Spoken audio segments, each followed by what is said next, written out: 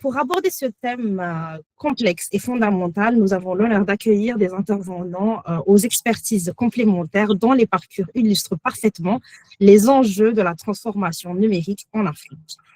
Nous accueillons également Monsieur Ali Adam, ingénieur, auteur et défenseur du panafricanisme, fondateur de Panafai. Son intervention pardon, sur la place stratégique de l'Afrique dans l'écosystème numérique mondial et sur la manière dont le numérique peut intervenir et devenir un levier de promotion et de préservation durable des valeurs africaines. Merci beaucoup de vous être rejoint à nous. Merci à vous. Ok, donc moi je vais directement attaquer par ma question, mais évidemment après soyez libre de vous présenter ou d'ajouter d'autres choses, ou s'il y a quelque chose que j'ai omis, n'hésitez pas à me corriger. Ma question est la suivante. Du coup, comment l'Afrique peut-elle se positionner de manière stratégique et proactive dans l'écosystème numérique mondial multipolaire afin de passer de simples consommateurs technologiques et devenir un acteur de la gouvernance numérique mondiale? Merci. Très bien, merci beaucoup et merci à vous.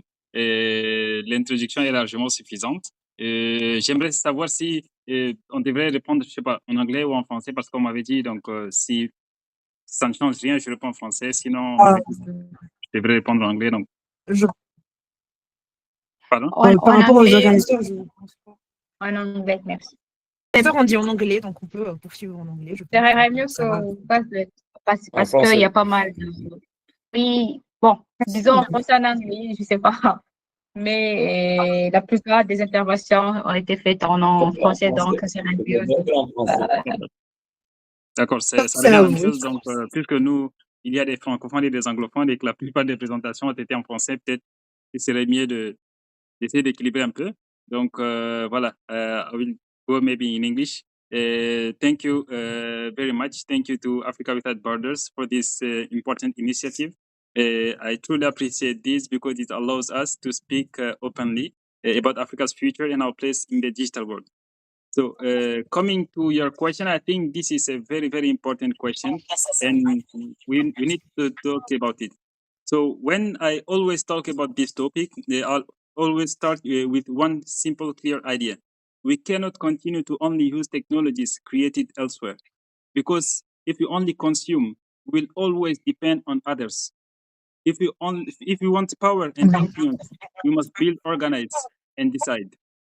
So to respond to your question, I will suggest like 3 points. The first one is that we need to invest seriously in our own digital infrastructure. This means African data centers, African cloud services, African payment platforms, and African digital identity systems.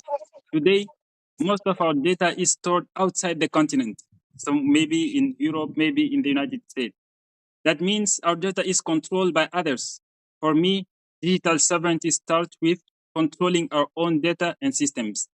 And secondly, we must support African innovators and entrepreneurs. I'm an entrepreneur, and I think we must support other entrepreneurs, other innovators.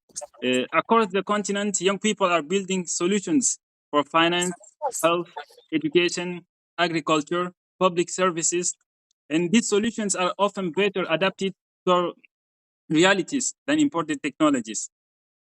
What is missing is strong support, like funding, public-private partnership, policies that favor local solutions. If we invest in our talents, Africa can export technology, not just import it. And thirdly, Africa must speak with one strong and united voice. This world is becoming multipolar, and digital rules are being written now. Rules about artificial intelligence, data protection, cybersecurity, and digital trades. If African countries act alone, they have little influence. So we must act with one voice.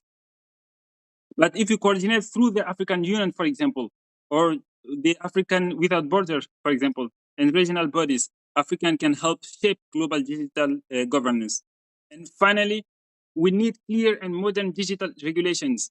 Good laws protect citizens, create trust, and attract investors. Regulation is not an obstacle, it's a foundation. When rules are clear, innovation grows faster and more safely. In simple terms, so to summarize, I would like to say that Africa becomes a global digital actor when we build our own systems, trust our innovators, unite our voices, and participate in writing the global digital rules. So I don't want to be so long. I think this is what I can say for your question. Thank you very much for your insightful answer. Obviously, you're not long. It was like more than enough for us to understand everything. So building on what you've just explained about Africa's strategic positioning in the global digital system, I would like now to open much more and elaborate a little bit through my second question. It's going to be closely related. Don't worry about it. So how could Africa adapt globally and technologically in a digital advance to own its own social cultural realities and transform them into tools for promotion and long-term preservation of the African values? Thank you. Yeah, I think that this question also is very, very important. So for me, this point is very important. Technology must serve people, culture, and society. It should not destroy our identity. So firstly, I think that we must adapt technology to African realities. Many Africans use mobile phones, not computers. Many lives in areas with limited internet and electricity. I myself live now in Africa. I'm in Congo Brazzaville, and I know the reality here. Many speak local languages. Some don't speak English or French.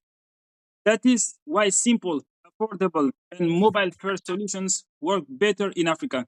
We should not copy solutions from other regions because we don't have the same reality without adapting them. Second, technology can help us protect and promote our culture. Digital platforms can be used to preserve African languages. Today, we have only in Chad, for example, we have more than 100 languages. So I think digital platform can be used to preserve our languages, record oral traditions, share African history, and promote Africans' art and knowledge. If we do not digitize our culture ourselves, others will define Africa for us. Thirdly, technology must reflect African values. Our societies are based on community, solidarity, and mutual support. Digital tools. Are you talking to me? No. Yeah. You can go ahead. I'm sorry. Yeah. Yeah, right. So I was saying that digital tools should strengthen these values by importing access to education, healthcare, financial inclusion, and public services. Technology should connect people and reduce inequality, not increase it. And finally, education and digital awareness are essential. People must understand how technology works, how their data is used, and how to protect themselves online. Digital information is not only about systems, it's about people being confident and informed. And to summarize, I would like to say that we take global technology, we adapt it to our own ways of life in Africa, and we use it to protect our culture while building a better future. Thank you very much for that insight. It was really appreciated for me, and I think like all of the English-speaking intervenants and participants have been appreciating your intervention. It was very helpful and instructive for all of us. Obviously, if you have other questions, as I said earlier, I'm going to take it at the end of the session. We're going to have like a Q&A at the end of that, so please stay tuned. It's not because you finished your intervention that you can leave. Merci beaucoup, Ali Adamix, pour cette participation et votre intervention. Je vais maintenant passer à votre collègue, si vous le permettez. Et on se revoit très prochainement pour les questions et réponses. Merci.